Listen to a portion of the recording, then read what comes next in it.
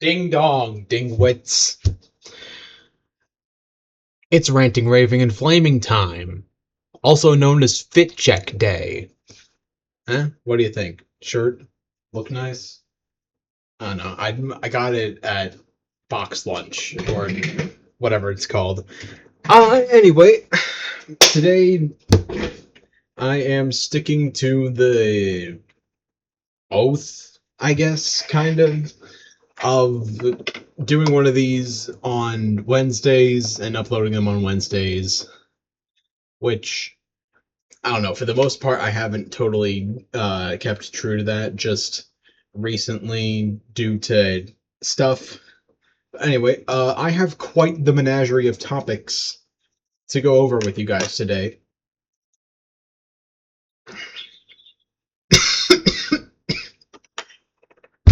I'm fine. Don't worry.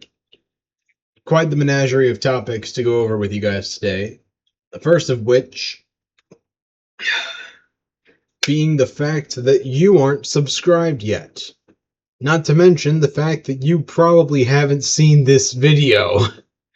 I know that sounds weird considering I'm talking to people who are currently watching this video, but all things considered, my Ranting, Raving, and Flaming videos are not doing the best. Like, they could be doing worse. They could be getting 0 views on average, but considering my Flames Warframes videos have been getting, like, 20 views on average, leads me to believe that people are watching my channel for those videos specifically, and they're watching nothing else on my channel. So, if you're here and listening to this, thank you for watching this.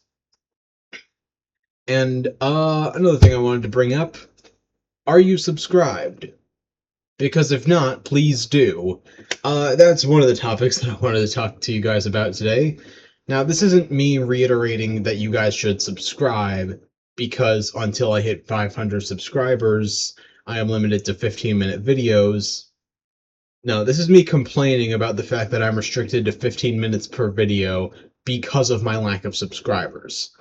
Now, to YouTube, I get it. It's kind of just like a not cool thing to be complaining about you guys in a video on your own platform and whatever customer service type stuff, instead of like going through whatever customer service type thing you might have.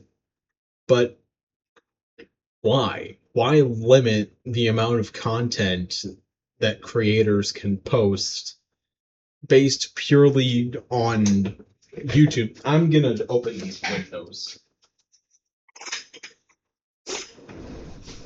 I just flashbanged you there, huh? Actually, I didn't. Forget what I just said. Anyway, I just don't understand why is it necessary that I'm gonna get a bit of light on my face here. I'm gonna open Chrome and flashbang all of you. There that goes, I think, right? Yes, no, possibly, so? Kinda. Whatever. Anyway, my point is, YouTube, I don't think there should be restrictions on how much content a person can post in one go. Because, for one thing, how are people supposed to grow their channels if they can only make 15 minutes worth of content on a given day? Secondly,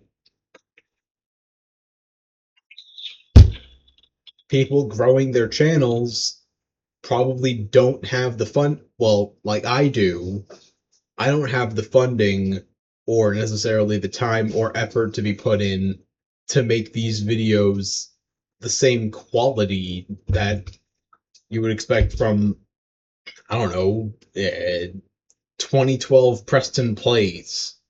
Do you guys remember that guy? It's a bit of an old name. But regardless, let's see. What else do I want to talk about? I want to talk about Steven Universe. But I already made a Steven Universe type video for this. So instead, I'm going to talk about Danny Mata, who I also talked about previously. But I feel like the interjunction between these things is enough, so much so I'm kind of making a different niche type thing. Also, that video where I mentioned Danny Mata specifically, just eh. Anyway, what I want to talk about is Danny Mata's next Steven Universe review video, which I know which episodes it'll be reacting to, and and I believe it's gonna be 39 and 40 if my count is correct. And I'm especially excited for episode 40. Uh, I was terrible at doing this last time, but if you don't want to hear spoilers for Steven Universe Season 1, Episode 40, then wait until the video shows me taking my hand down, I guess. So I'll keep my hand up for as long as I'm talking about Steven Universe, and if you don't want spoilers, you can just skip to when my hand goes down. Alright, so, I love Steven Universe as a show, and of the characters, my favorite is Amethyst. Episode 40 is Amethyst focused in the best way possible because it's just like it's the beginning of like her greater character arc. My arm is getting tired with this. Uh and I cannot wait for Danny Mata to react to it because it also carries a bit of implications that he was right. He brought up in I think the Keep Beach City Weird episode that he brought up the Junji Ito manga, I think is what he said it was, where like the idea was that there's a hole in a mountain for each individual person that lives in a town. That exact same thing shows up in episode 40. It's called the Kindergarten, and it's how gems are made. Or, well, it's the place that gems are made from. How that works? Honestly, I don't care to explain at the moment. Point being, I just I just can't wait for this. Also, I have to point out, um, Danny Danny kind of goofed up with a certain thing, that being not remembering the plot of like episode 4 with the Sea Spire, because in his most recent one before this video, uh he reviewed Alone Together, which is the Stevani episode, and then he reviewed I think The Test, which is an episode where Steven figures out that the whole situation with the Sea Spire was a test, and so he tells the gems to give him a new test that he can succeed at. And Danny, like, he was talking as if the mission that Steven was talking about to the Sea Spire was something we weren't shown in the show. But it was episode 4, Cheeseburger Pack, or I think episode 4 was Cheeseburger Backpack. It was a Cheeseburger Backpack episode, was when this test went down, and I'm pretty sure Danny Mata just tuned that entire thing out. Alright, I'm done talking about the Steven Universe. Uh, hmm. What else do I have to talk about? I don't know what else to talk about. But it just give me a sec. Okay, I found something to talk about. A Record of Ragnarok.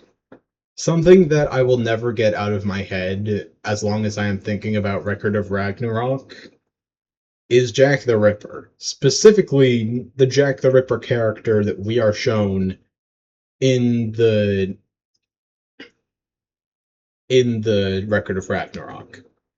Basically, it's the fourth battle of the series, and it's Jack the Ripper versus Hercules. I think in the manga they call him Heracles, but in anime they call him Hercules, and also Hercules is just like the more recognizable of the two names.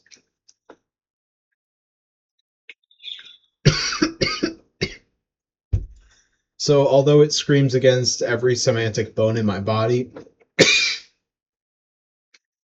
I'm just going to call him Hercules. But regardless of that, the Jack the Ripper character in Record of Ragnarok is great because he's not even actually Jack the Ripper. He straight up stole the moniker of the real Jack the Ripper because he killed him. Like, they do a whole spin-off series where we get, like, Jack's backstory, tales of the people that he kills.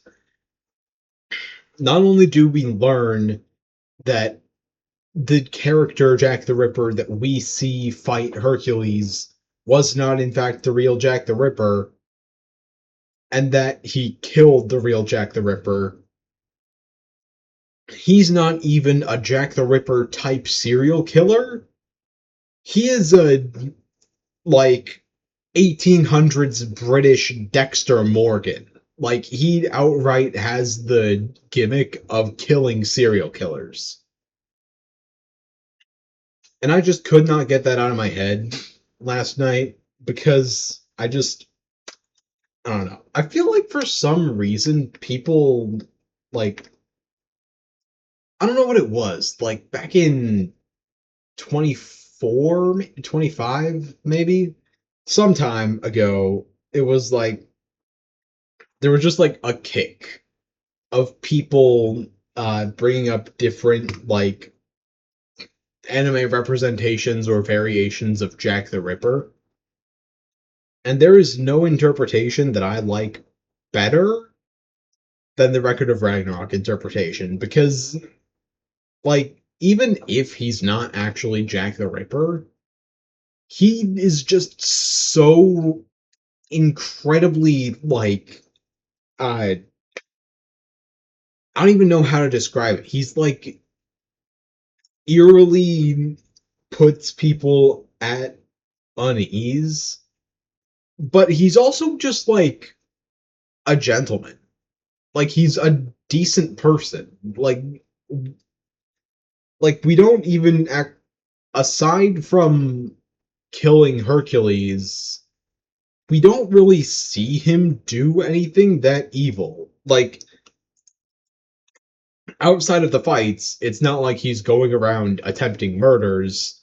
And even in his backstory, when he was a human mortal person, the only thing we really see him do is kill Jack the Ripper and save a would-be Jack the Ripper victim.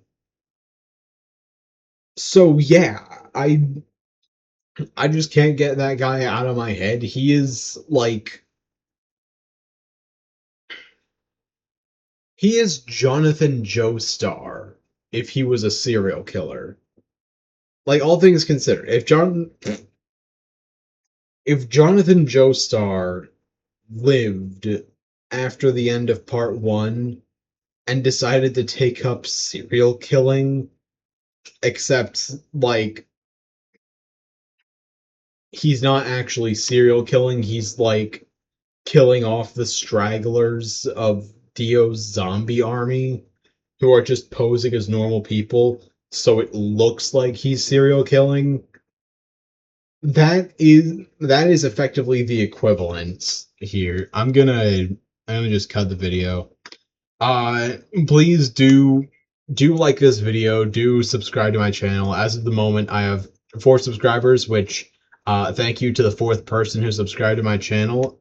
You guys are great, and I will see you Friday for more Devil Fruit related stuff. Oh yeah, watch those videos too. See ya.